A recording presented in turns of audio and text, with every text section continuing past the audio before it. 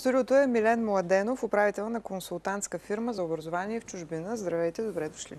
Добре заварили, благодаря за поканата. Господин Младенов, първо да кажем най-общо, кои са горе-долу критериите и изискванията, на които трябва да отговарят студентите българи, които завършват, за да отидат да учат някъде другаде в чужбина? Нека първо да отбележим, че е важно за каква степен ще кандидатства, т.е. дали бакалавърска, магистърска или така наречен интегриран магистър, която става популярна в последните години. Какво означава интегриран? Това значи, че започват от бакалавърско ниво и приливат в магистърско на един ход, без да правят бакалавър плюс магистър, а започвайки, завършва с ценз магистър. Има такива програми в последните години. Т.е. в този контекст, за тези, които кандидатстват за бакалавърски програми, на първо място, разбира се, ще поставим дипломата за средно образование, а за тези кандидатстващи за магистърски, респективно е тази за бакалавър. Като тук ще направя една забележка или по-скоро отметка ще сложа, че често пъти професионалният бакалавър, която е също популярна бакалавърска диплома, не върши работа, т.е. не е достатъчен ценз за продължаване в магистратура в университет. Така че следва и това да се често пъти приравнителна година, която да се донаучи, за да може да апликира в магистър, казахме, в университет.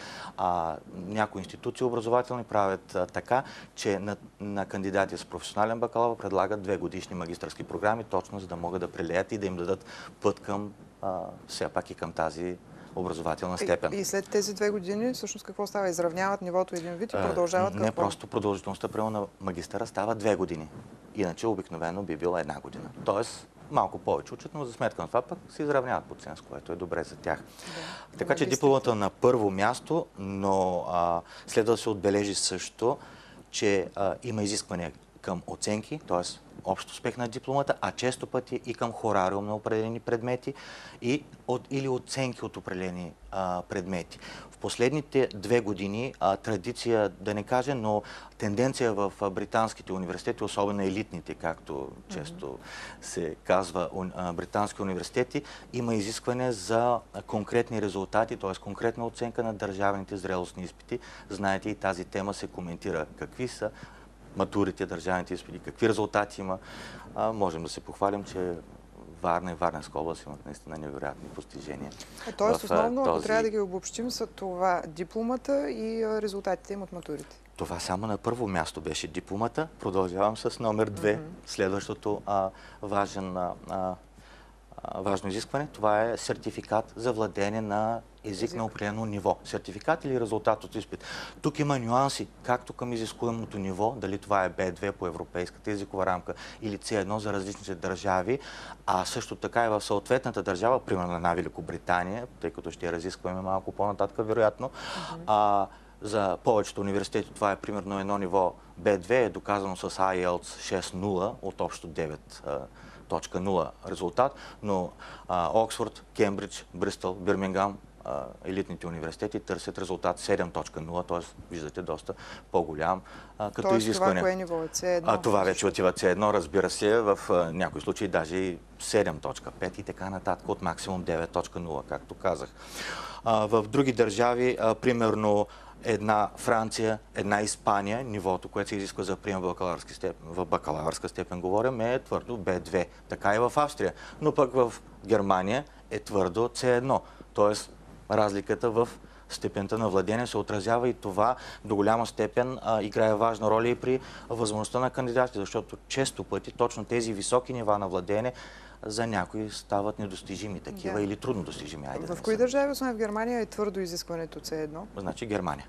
Твърдо Германия. Без никакви изключения. Твърдо Германия и това е поставено като изискване вече повече от 2 години на държавно ниво. Това означава ли, че по-малко студенти българи ходят в Германия? Ако не могат да покрият, да, означава. Ние често коментираме в нашите консултации по образование в чужбина, че именно това е един много сериозен препъни камък в подготовката към кандидатстване, т.е. кандидата на време да започне подготовка и да има сертификата с кандидатстването, защото в противен случай, въпреки че битува едно такова мнение, че би могъл да кара курс там. Да, има и такива, но това са изключения от правилото. Ако той има висока диплома, ако има сертификат C1, няма проблеми с кандидатстването, защото то е формално, просто по документи. И там даже нищо повече не се иска от тези две неща, но те не са малки. Висока диплома с висока резултат на езикови сертификат. А в кои държави в Европа може да кажем, че е най-лесно да отидат наши студенти да учат? Лесно няма, защото така или иначе, първо всяка една държава и съответната нейна образователна система има изисквания, т.е. минимални изисквания, както една Дания, една Швеция, те ги вдигнаха последните години, точно поради големия приток от студенти точно към тях. И кои критерии завишиха? Завишиха владение на английски език. Примерно беше 6, стана 6,5. Завишиха успех. Но какво е това 6 и 6,5? Вие ги разбирате, но какви нива са? Това е резултат, примерно, на един IELTS. Т.е. изпит за владение на английски език за интернационални студенти. Т.е. 6.0 е обичайното ниво. Те го вдигнаха на 6,5. Вдигнаха го примерно на 6,5. Вдигнаха дипломата на повече от 5. Вдигнаха изискванията за математика повече от 5, което си е едно ниво, което не всеки има. И това вероятно намали броя на студентите. Отрязаха тези с посредствени резултати. Съвсем нормално и логично. От опита, който имате като управител на такава фирма, към кои държави може да се каже, че най-често се насочват? Вече питам не къде е най-лесно, а къде се насочват? Или се насочват там, където е лесно? Безспорно, фаворит е Великобритания. Номер 1 дестинация си остава тя. Не за друго, ще кажа и другите топ 5, не за друго, а за това, защото палитрата от специалности, които тя предлага на английски език, разбира се, е огромна, разнообразна. Възможностите, които се дават на студентите, както за обучение, така и за стажове, така и за участие в обмени по Еразмус е изключително добра, плюс условията за живот в кампусите, така че това натежава често пъти вязничката точно към тях, а иначе в топ 5 се нареждат след това естествено Холандия, Дания, Германия и Франция. Защо естествено? Това са големите държави.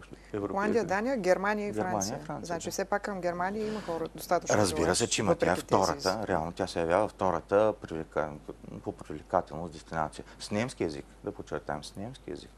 Тоест там отива потока завършващи с немски език. Английски. Добре, и сега след като започнахме темата, да кажем, предвид новата ситуация в Великобритания, първо, ние още може би не сме много наясно какво се променя. Всъщност не може би не сме наясно какво сме променя, но се променя. Имате ли обратна връзка от хора, които, наши студенти българи, които са отишли там? Какво казват след този референдум, който очуди света? Ще го разделя на две въпроса, ако разрешите. Връзка да, имаме. Постоянно никога не сме я губили. И точно тези, които в момента завършват, всъщност там няма никакви притеснения, защото те приключват. Мога да споделя в този контекст на завършващите в Великобритания, че тази година завършва един много силен випуск. Не само на наши кандидат-студенти от миналото, но предполагам и на другите колеги в бранша, които постигат успехи, отлични успехи, т.е. така наречената first class degree, което е приравнено с нашата отлична диплома и нашите такива са вече по сведения около 10%, което е много висок процент за отлични дипломи в Великобритания. Тези, които сега завършат там, тези, които завършат, ето сега в момента са тези церемонии по връчването на дипломите им. От тях какво ще стане? Значи казах, не са притеснени. Една част продължават магистратури твърдо, една част остават на работа, вече имат предложения, подписани договори, т.е. никой от тях не се връща, ако това беше. Но е сигурно, че няма да имат някакви проблеми. Значи те няма да имат. Това е ясно въпросът. От друга гледна точка, резултати изненадаха или не. Значи те изненадаха не само правителство, нали, няма да правим политически коментари, но те изнадаха всички образователни институции, които всъщност са притеснени. Те институции са по-притеснени от студентите, защото реално институциите са силно зависими, включително икономически, от потока европейски студенти, не само български, европейски, който е бележи ръст. Това по данни от буквално преди няколко дни на централизираната система за кандидатстване. Значи за 16-та спрямо 15-та 5% е ръста на европейските студенти. Сметнато 5 години назад, значи от 12-та насам, 20% е ръста. Тоест сами разбирате, че този ръст... няма други. Значи нито international students, които са от други държави, нито собствените им в рамките на Великобритания, от Шотландия и Уелс, има ръст. Там има просто постоянно ниво. Тоест, те ще загубят една голяма Сериозна част от част. бъдещите студенти по този начин.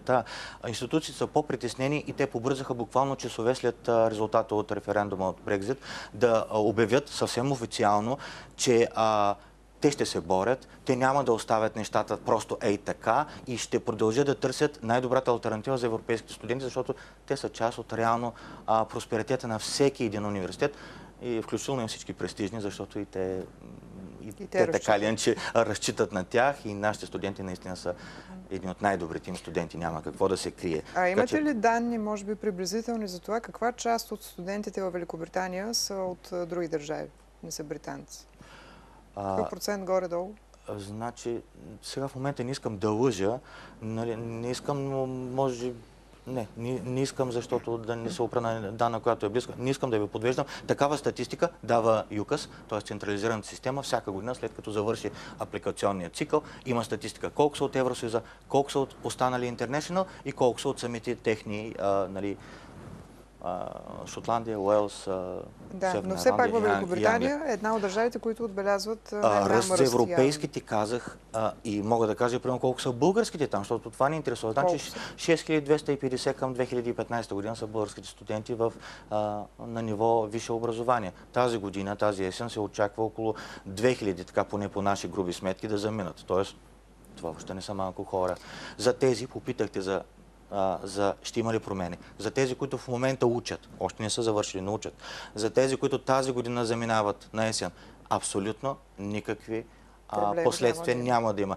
Те вече си получиха и студентските кредити, ще продължават да ги получават до завършването си без промяна на такси. Това е категорично. За тези, може би въпросът е за тези и да отметнем притеснението за тези, които сега ще кандидатстват. Т.е. завършиха, вчера буквално завършиха 11 клас и ще кандидатстват, а процедурите вече отвориха за Великобритания на 24 май за кандидатстване, за нас като регистрирани в ЮКАС център седмица по-рано дори, така че ние вече работим и ако трябва да им дам съвет, няма от какво да се притесняват, защото тяхното влизане през 2017 през границата на Великобритания и започне на обучението пак ще бъде във време, когато те ще се бъдат още в Евросъюза и вероятно ще се окажат по същата причина заварено положение. Т.е. няма какво да се промени. Да. А за далечното бъдеще един Господ. Откъде имате тази увереност? Дали излязоха с някакво официално становище там образователните институции? Значи, излязаха абсолютно официално. Не само образователните институции, защото всяка една излага своята позиция, но с официално становище излезе Student Finance, т.е. компанията за отпускане на студентски заеми, с официално становище излезе и ЮКАС, централизираната система за кандидатстване. Т.е. повече от това. Какво искаме? Това са главните играчи, т.е. са важните елементи на финансирането и въобще на продължаването. Да. Така че може да бъдем спокойни. От кога нататък е възможно да има проблеми, да бъдем спокойни? Ако един ден, кога ще бъде това? Минало след 2-3 години, реално, де-факто, де-юре Великобритания излезе, тогава ще има нови правила, но на база и опита ни в годините и познаването на тази държава, нищо няма да стане днеска за утре, бъдете сигурни. Той ще има поне една година предварително, всички ще бъдат наясно кое се променя, как се променя. И аз съм категоричен, че каквито и маневри да има в системата на образованието, те ще бъдат с благоприятен за всички нас и въобще европейските студенти завършек, така че ще имат своето финансиране, независимо от как ще се нарича или какво ще трябва да се прави, за да се получи. Но благоприятен какво означава? Че ще се запазят същите условия? Предполагам, ще се запазят. Не могат да се решат от това. Просто няма. Дори след излизането? Дори след излизането. Това значи да се затворят университетите или да намалят драстично капацитета от преподаватели, професори, нали? Всичко обслужващи, дори ако следите. Но добре, за да обобщим и да ги успокоим, до излизането, което наистина... До излизането никаква промяна. След излизането ще видим и ще знаем за достатъчно предварение, за да бъдат така добре информирани. Ние поне го правим, другите колеги виждам също правят изявление, че достатъчно рано, преди да почнат и да направят грешна стъпка. Всъщност всички бягаме от това, не искаме грешни стъпки, искаме да вървим по една предварително начертана линия, която ще доведе до техния успех, разбира се. Вие очаквахте ли между другото такъв изход? Не, твърдо не. Бях категоричен, че няма. Но резултатите мисля, че няма какво, кой гласува против, гласуваха възрастните и бедните. Не младите и проспиращи. Това и то няма драстична разлика. 2% не е не е нещо, което показва Не, но все категорично. пак е решение в едната За съжаление, възрастните и бедните решиха бъдещето на младите. За съжаление. Добре, да не засягаме политически Не бива, въпроса. но това е истината. Сега, ако излезем, може би, от темата за Великобритания, ако трябва да направите една съпоставка между това, къде в другите държави от Европейския съюз е най-евтино, в смисъл най-достъпно да учат хората и в същото време да получават високо качествено образование, кои държави биха били това? Традиционно това са дестинациите Дания и Швеция, ако някой зададе въпроса къде е най-ефтино. Там просто няма такси за обучение. Нула. Тоест от нула по-малко да няма как да има. Друг е въпросът, че палитрата от образователни програми на английски език, нека да конкретизираме, въобще не може да се сравни с тази в британските университети. Тоест, те ще трябва да направят някои компромиси с и учебни програми, и дори живота там, бих казал, дори нивото на самото учебно заведение, защото те не са толкова много, колкото има на острова, ако решат да отидат и предпочитат безплатното образование. Холандия е една добра дестинация, която набира височина в последните години. Естествено, тя гони и като идея, и като развитието си британските университети. За сега успешно върви нагоре, не ги е стигнало, но също е една добра дестинация, която е една резонна сума. Таксите за обучение са от порядъка на 1900 евро на година, което не е непосилно за едно семейство или един кандидат. Но тук искам да отбележа нещо много важно, защото когато говорим за образование в чужбина, това не е само такси обучение, това е едно огромно перо, казвам огромно като родител на сина ми също е завършил в чужбина. В Великобритания, в Англия, ако трябва да конкретизираме, но работи в друга европейска държава, така че... Къде? В Австрия.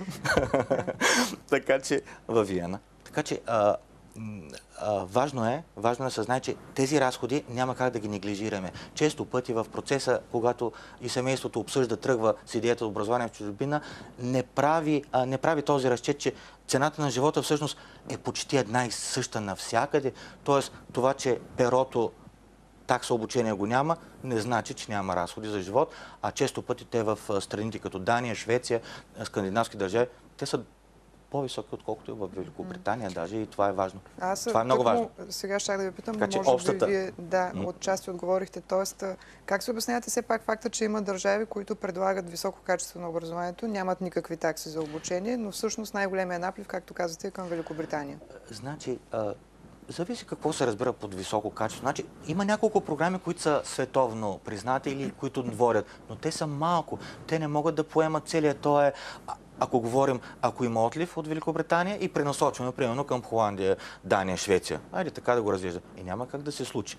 Те нямат капацитет да поемат такова количество студенти, просто ще направят едно вдигане още на прага и ще обират по-добрите, пак ще останат. Тоест, това ще бъде пак една голяма игра, казах. Маневри може би ще има, но нека да не се поддаваме все пак. Добре, но защо след като има университети, които нямат такси за обучение, все пак българите, пък и явно не само българите, избират Великобритания, както казах.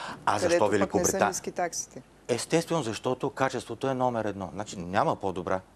На обучение? Абсолютно. Няма по-добро. Категорично е това нещо. Мисля, че не е необходимо да обясняваме защо. Точно защото всичко е толкова с годините градено, надгражда се и се развива всяка година. Примерно една Германия, за която стана въпрос, често пъти има твърде бюрократична система, академична, която се маскира като традиция.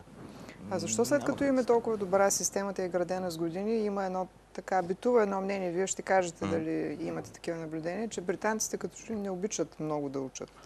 Тоест не използват собствената си най-добра, както казвате, система. Абсолютно вярно е това. Това е техен глобален проблем. В годините те се мъчат да го по някакъв начин да съживят интереса и с включително и финансовата подкрепа към своите британски студенти. Но не успяват. Не успяват. Не, твърдо не успяват. И как си го обясня? Те си имат всичко. За какво да учат? На нас не трябва, за да работим и вадим повече пари. Те си имат всичко. Дори безработните са по-добре, нали?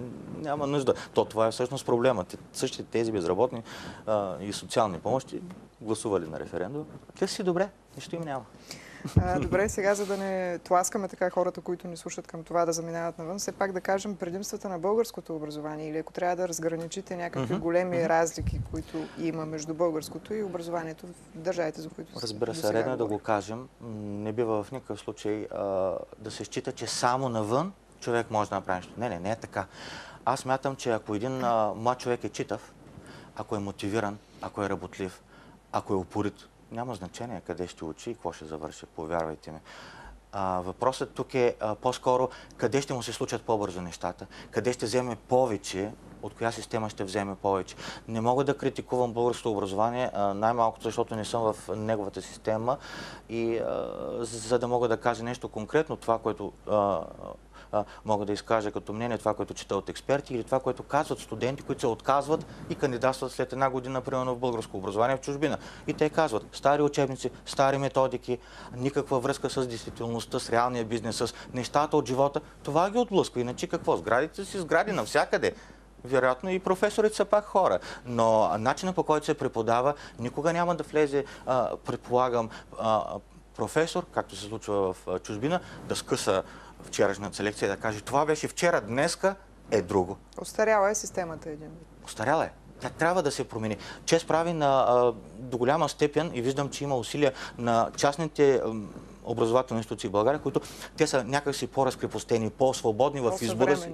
Това им дава възможност да търсят алтернативи, да търсят връзка с европейски партньори и това като че ли ги прави малко по-смислени като избор за нашите студенти, оставащи в България. Като че ли. Освен това, бизнеса в България, визирам чуждестранни компании, също имат интерес нещо да се случва, също имат интерес да вземат завършили и те правят усилия, но са много малки или ефекта от тях все още е толкова малък, че не може да се отрази като цяло на обстановката в държавата. Иначе, нищо лошо. И тези, които завършват навънка, да се връщат. Нищо лошо в това. Все пак някои очертахте така недостатъците, които може би всички ги знаем, но все пак някои предимства има ли българското образование, защото да не забравяме, че и тук има немалко голямо предимство. Детето остава при мама и тати. По отношение на хората, които учат? По отношение на това, че остава... Значи, нека да не се лъжим, но аз го споделям съвсем от гледна точка на човек, който общува с родители, че притеснението как ще се справи там и дали да не остане тук, често пъти решава тази съдба. Така че това е предимството, нищо друго. Че ще остане при мама и тати. А тези, които заминават, им трябва наистина много хъс, много воля и много издръжливо, за да се справят там и да покажат, че могат на онези другите, които си мислят по подразбиране сме по-глупави, което не е вярно. А факта, че все пак и в България има немалко чужди студенти, макар и не от развитите държави, разбира се, но как си обясняваме? Тях какво ги привлича? Тя ги привлича това, че в дадената дестинация примерно нямат такова учебно заведение, което да предложи тази програма. Тук тя, да не кажа ефтина, но е окей като финансови изисквания към тях, т.е. могат да ги покрият. Мисля, че това ги привлича. И все пак една добра страна като България. Тя си е хубава. Българите, които отиват да учат другаде, като основен мотив какво може да кажем? Дали се целят в по-високо качество на образованието? Дали смятат, че по-добра реализация ще имат след това? Защото определено живота им е по-скъп, отколкото в България. Въпросът е един въпрос, който често коментирам с нашите бъдещи клиенти, когато правя консултации. И двете смятат, че тук няма да успеят и смятат, че ако имат образование навън, ще успеят. Мога да кажа, че да не кажа, че грешат, но до голяма степен реализацията зависи от самия човек. Значи има случаи, те не са единици, които и в чужбина завършват, но ако завършат с една посредствена диплома, ако не използват времето, което са там по същество, т.е. за да вземат всички възможни предимства от това, което им предлага дадена система, независимо в коя дестинация са, те не са успешни. Завършват с посредствена диплома, тя, освен да си я гледат, да й се радват и да я покажат на мама, че парите са отишли все пак за тази А4 с гербовите диплома, нищо повече не става. Докато тези, които успяват да се възползват и наистина упорито вземат и трудолюбиво всичко, няма начин да не им се върне целият този положен труд, защото независимо в коя държава ще отидат да работят, работодателите имат критерии. Те ще гледат ценз, но после ще гледат и знания, умения, ще видят какво се е случило в тези години студентски, дали е имало обмени, дали е имало стажове, доколко е бил само един студентски живот. Имате ли наблюдение от всички тези много, предполагам, хора, на които сте помогнали да отидат да учат в други държави? Каква част от тях все пак се връщат и има ли тенденция към все повече български студенти, които се връщат от нас? Този въпрос и друг път сме го коментирали. За мен лично 50 на 50. За мен лично. Половината остават, половината се връщат. За мен лично е така. Значи това зависи до голяма степен и в конкретна ситуация, в конкретната година. Може би често пъти от чисто семейни фактори. Но за мен лично 50 на 50 това въобще не е зле. Но не е 10 към 90 връщащи се оставащи, не е обратното, защото и такива неща сме. Но за мен лично е така. Постоянна тенденция? За мен лично това е една осреднена стойност. И мисля, че е съвсем резонна. Има защо да бъде така. Значи, така или иначе завършващите не могат да завършат всичко с отличен успех. Тоест тези, които не завършат, те нямат реализация. Там ще се върнат тук. Ето тук отпаднаха един 35%. Останали причини от типа, казахме, семейни, финансови, ако щете, носталгия, ако щете, всичко може да добавим, така че за мен 50 на 50 оставащи връщащи се са една, мисля, че смислена цифра. Добре, може някой да поспори, но може би за мен е така. За финал, отново така от вашето наблюдение, как оценявате, не да не питам така клиширано младото поколение, но хората, които предстои да решават бъдещето си един вид, избирайки къде ще учат в една вече зряла възраст, дали са по-наясно със себе си, ако трябва да откроите една тенденция, или следват родителски пример или родителска заповед дори? Това ми е любимия въпрос. Клиширано да прозвучи. Защо? Защото всичко това е така. Тоест, има го родителското, има го и собствените амбиции, има. Значи какво ще кажа? Расте умно поколение. То расте в века на технологиите и има възможност много неща да научи, ако иска. Ако иска. Другият въпрос е, че не всички искат. Не всички. Няма да кажа колко процента, въпреки че има мнение. Но не всички искат. Кажете, аз това питам, повече ли са тези, които искат? Да, смятам, че в последните години, нормално е, миналата година отбелязахме ръст около 20-25% в тези, които желаят тази година. Пак натам отиват нещата, абстрахирам се от всички негативни ситуации. Така че да, повече искат, на повече ясно, че трябва нещо да се направи, за да се променят нещата. И в заключение бих обобщил това с един съвет към всички тях, независимо дали остават тук или заминават навън. Значи, търсейки своята специалност, трябва да го направят със сърце. Това е моят съвет. Да намерят нещо, което ще ги вдъхнови, ще ги накара да учат здраво, упорито и да постигнат високи успехи. Независимо къде са, подчертавам с това. И с любов да го правят. По-нататък, когато успеят да вземат всичко от своето образование, било в България и в чужбина, успеят да намерят начина да добият една практика по това, което са научили, няма да има работодател, повярвайте ми, който да не ги оцени. Дори да не е веднага, но доказва го точно практиката, че няма работодател, който да не ги оцени и те да бъдат удовлетворени за себе си. Иначе измъчени неща няма да доведат до никъде и ако е само за да пробваме дали ще ни приемат, мисля, че няма нужда да хабят време да отиват на плажа, лято е. Тоест, последно изречение, съветвате ги? Да следват мечтите си и да го правят с любов. Добре, благодаря ви. Хубави думи за финал. Благодаря за това участие. Уважаеми зрители, така завършва днешното предаване. Благодарим ви, че бяхте с нас. Ще се видим след седмица. Хубава вечер и успешна нова седмица.